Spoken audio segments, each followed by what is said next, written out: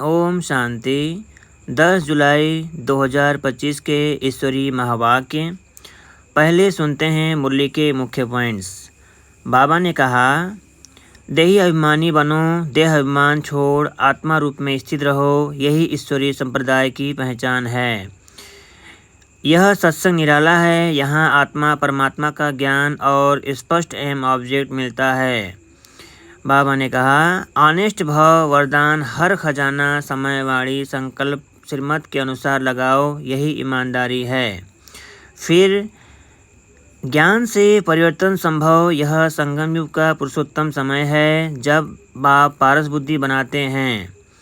उसके बाद यह सत्संग निराला है। यहाँ आत्मा परमात्मा का ज्ञान और स्पष्ट एम ऑब्जेक्ट मिलता है। अब सुनते हैं मुरली को विस्तार से। मुरली का मुख्य सार। मीठे बच्चे, देह अभिमान छोड़ देही अभिमानी बनो। देही अभिमानियों को ही ईश्वरीय संप्रदाय कहा जाता है।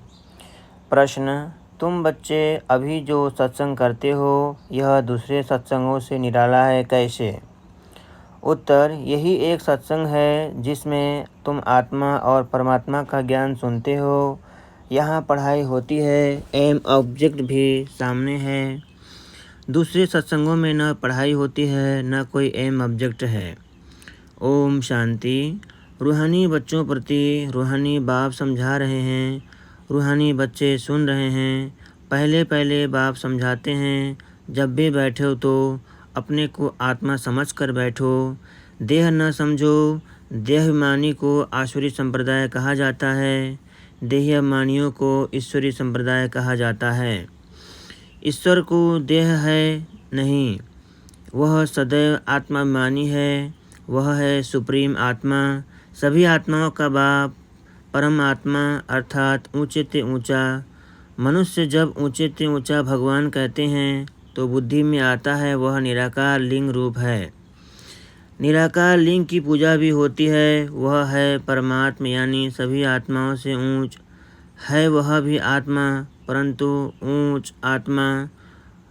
वह जन्म मरण में नहीं आते हैं, बाकी सब पुनर्जन्म लेते हैं और सभी है रचना। तो एक ही बाप है। ब्रह्मा विष्णु शंकर भी रचना है। मनुष्य सृष्टि भी सारी है रचना।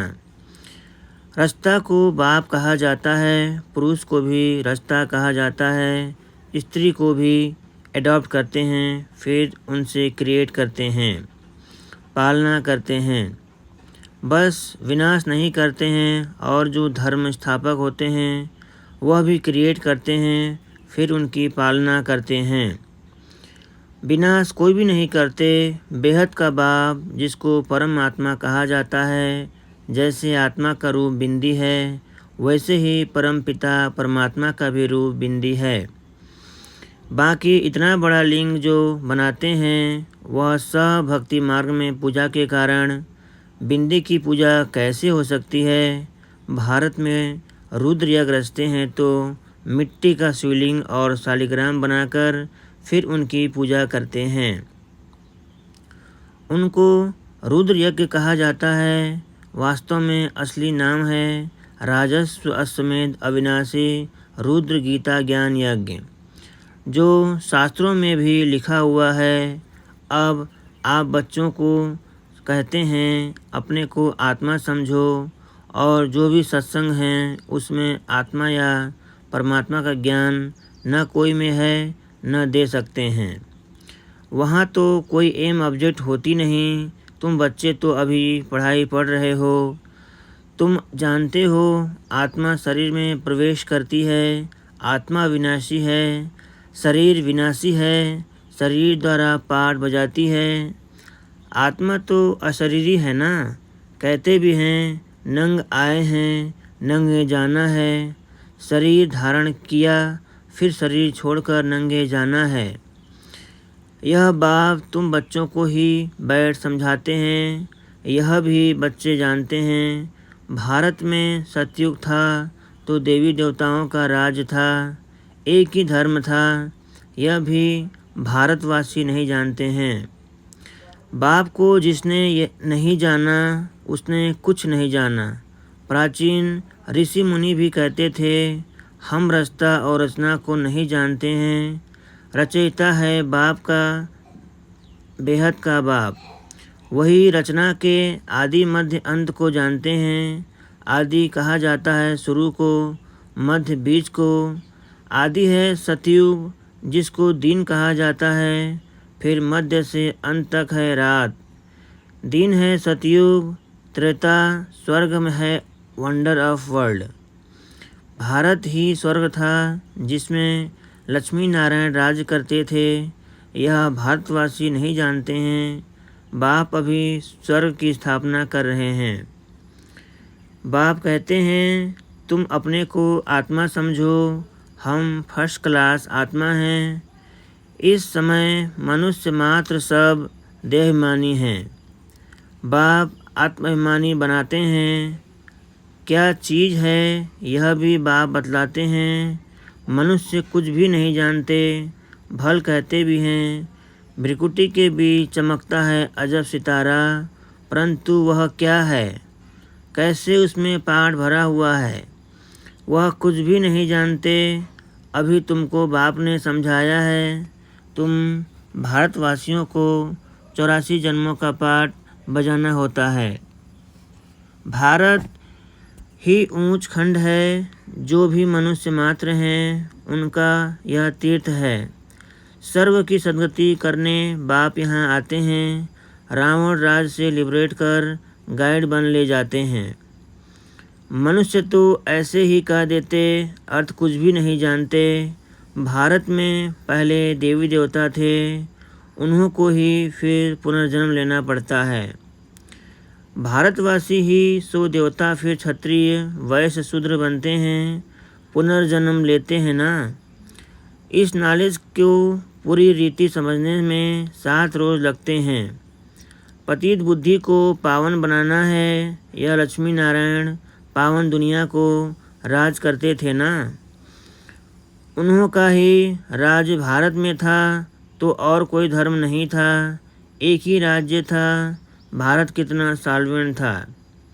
हीरे जवाहरों के महल थे, फिर रावण राज्य में पुजारी बने हैं, फिर भक्ति मार्ग में यह मंदिर आदि बनाए हैं। सोमनाथ का मंदिर था ना, एक मंदिर तो नहीं होगा।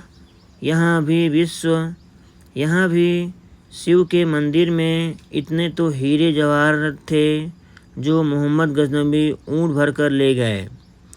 इतने माल थे, ऊँट तो क्या कोई लाखों ऊँट ले आए तो भी भर न सके। सतयुग में सोने हीरे जवाहरों के तो अनेक महल थे। मोहम्मद गजनबी तो अभी आया है।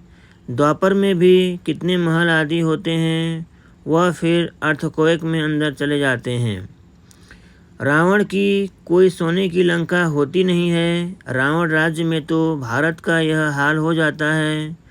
100% इरिलीजियस, अनराइटियस, इंसॉल्वेंट, पति द्विषस। नई दुनिया को कहा जाता है वाइसलेस। भारत शिवालय था जिसको वंडर ऑफ वर्ल्ड कहा जाता है। बहुत थोड़े मनुष्य थे, अभी तो करोड़ों मनुष्य हैं। विचार करना चाहिए ना। अभी तुम बच्चों को लिए यह पुरुषोत्तम संगम युग है, जबकि बाप तुमको पुरुषोत्तम पारस बुद्धि बना रहे हैं। बाप मनुष्य से देवता बनने की तुम्हें सुमत देते हैं। बाप की मत के लिए ही गाया जाता है, तुम्हारी गत मत न्यारी। इसका भी अर्थ कोई नहीं जानते। बाप समझाते हैं, मैं ऐसी श्रेष्ठ मत देता हूँ जो तुम देवता बन जाते हो। अब कलयुग पूरा होता है, पुरानी दुनिया का विनाश सामने खड़ा है। मनुष्य बिल्कुल ही घोर अंधियारे में कुंभकर्ण की नींद में सोए पड़े हैं, क्योंकि कहते हैं शास्त्रों में लिखा है कलयुग तो अभी बच्चा है, 40,000 वर्ष पड़े हैं। 84 लाख योनियों समझने के कारण कल्प की आयु भी लंबी चौड़ी कर दी है। वास्तव में है 5,000 वर्ष। बाप समझाते हैं तुम 84 जन्म लेते हो, न कि 84 लाख। बेहद का बाप तो इन सभी शास्त्रों आदि को जानते हैं, तब तो कहते हैं यह सब है भक्ति मार्ग के जो आधा कल्प चलते हैं, इससे कोई मुझे नहीं मिलते। यह भी विचार करने की बात है कि अगर कल्प की आयु लाखों वर्ष दें, फिर तो संख्या बहुत होनी चाहिए, जबकि क्रिश्चियन की संख्या 2000 वर्ष में इतनी हुई है। भारत का असूल धर्म देवी देवता धर्म है, वह चला आना चाहिए, परंतु आदि सनातन देवी देवता धर्म को भूल जाने के कारण कह देते हमारा हिंदू धर्म है। हिंदू धर्म तो होता ही नहीं। भारत कितना ऊंच था। आदि सनातन देवी देवता धर्म था तो विष्णुपुरी थी, अब है रावणपुरी। वही देवी देवताएं 84 जन्म के बाद क्या बन गए हैं। देवताओं को वॉइसलेस समझ, अपने को विशेष समझ उन्हों की पूजा करते हैं। सतयुग में भारत वॉइसलेस था, नई दुनिया थी जिसको नया भारत कहते हैं। यह है पुराना भारत। नया भारत क्या था, पुराना भारत क्या था। नई दुनिया में भारत ही नया था, अब पुरानी दुनिया में भारत भी पुराना है। क्या गति हो गई है। भारत ही स्वर्ग था, अभी नर्क है। भारत मोस्ट सॉल्वेंट था, भारत ही मोस्ट इंसॉल्वेंट है। सबसे भीख मांग रहे हैं, प्रजा से भीख मांगते हैं। यह तो समझ की बात है ना। आज के देहमान मनुष्यों को थोड़ा पैसा मिला तो समझते हैं हम तो स्वर्ग में बैठे हैं। सुखधाम स्वर्ग को बिल्कुल जानते नहीं, क्योंकि पत्थर बुद्धि हैं। अब उन्हें पारस बुद्धि बनाने के लिए 7 रोज की भट्टी में बिठाओ, क्योंकि पतित है ना।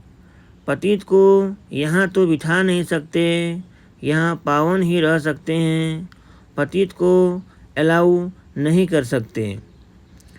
तुम अभी पुरुषोत्तम संगम युग पर बैठे हो, जानते हो बाबा हमको ऐसा पुरुषोत्तम बनाते हैं।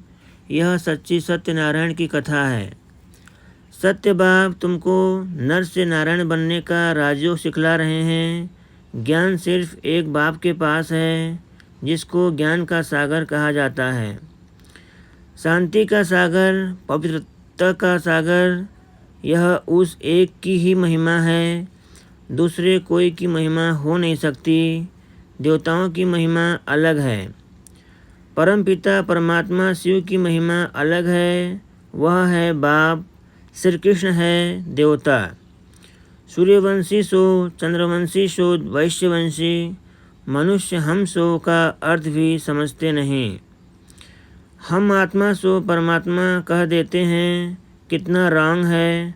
अभी तुम समझाते हो कि भारत की चढ़ती कला और उतरती कला कैसे होती है। यह है ज्ञान, वह सब है भक्ति। सतयुग में सब पावन थे, राजा रानी का राज चलता था। वहाँ वजीर भी नहीं होता है, क्योंकि राजा रानी खुद ही मालिक हैं। बाप से वर्षा लिया हुआ है, उनमें अक्ल है। लक्ष्मी नारायण को कोई के राय लेने की दरकार नहीं है। वहाँ वजीर होते नहीं। भारत जैसा पवित्र देश कोई था नहीं। महान पवित्र देश था, नाम ही था स्वर्ग, अभी है नर्क। नर्क से फिर स्वर्ग बाप ही बनाएगा। अच्छा, मीठे मीठे सिकिलधे बच्चों प्रति माता पिता बाप दादा का याद प्यार और गुड मॉर्निंग। रूहानी बाप की रूहानी बच्चों को नमस्ते। हम रूहानी बच्चों की रूहानी बाप दादा को याद प्यार और गुड मॉर्निंग, नमस्ते नमस्ते नमस्ते। धारणा के लिए मुख्य सार, एक बाप की सुमत पर चलकर मनुष्य से देवता बनना है। इस सुहावने संगम युग पर स्वयं को पुरुषोत्तम पारस विधि बनाना है। दूसरा, 7 रोज की भट्टी में बैठ पतित बुद्धि को पावन बुद्धि बनाना है। सत्य बाप से सत्यनारायण की सच्ची कथा सुन नर से नारायण बनना है। वरदान, हर खजाने को बाप के डायरेक्शन प्रमाण कार्य में लगाने वाले ऑनेस्ट व ईमानदार भव। हर खजाने को बाप के डायरेक्शन प्रमाण कार्य में लगाने वाले ऑनेस्ट व ईमानदार भव। विस्तार है। ऑनेस्ट अर्थात ईमानदार उसे कहा जाता है जो बाप के प्राप्त खजानों को बाप के डायरेक्शन बिना किसी भी कार्य में नहीं लगाएं। अगर समय, वाणी, कर्म, श्वास व संकल्प परमत या संदोष में व्यर्थ तरफ गंवाते हो, स्वचिंतन के बजाय परचिंतन करते हो, स्वमान की बजाय किसी भी प्रकार के अभिमान में आते हो, सिरमत के बदले मनमत के आधार पर चलते हो तो ऑनेस्ट नहीं कहेंगे। यह सब खजाने विश्व कल्याण के लिए मिले हैं तो उसी में ही लगाना है। यही है ऑनेस्ट बनना। स्लोगन: अपोजिशन माया से करनी है, दैवी परिवार से नहीं। अव्यक्त इशारे: संकल्पों की शक्ति जमा कर श्रेष्ठ सेवा के निमित्त बनो। सभी आत्माएं एक ही बेहद का परिवार है। अपने परिवार की कोई भी आत्मा वरदान से वंचित न रह जाए, ऐसे उमंग उत्साह का श्रेष्ठ संकल्प दिल में सदा रहे। अपनी प्रवृत्तियों में ही बिजी नहीं रहना, बेहद की स्टेज पर स्थित हो, बेहद की आत्माओं की सेवा का श्रेष्ठ संकल्प करो। यही सफलता का सहज साधन है। अच्छा, ओम शांति।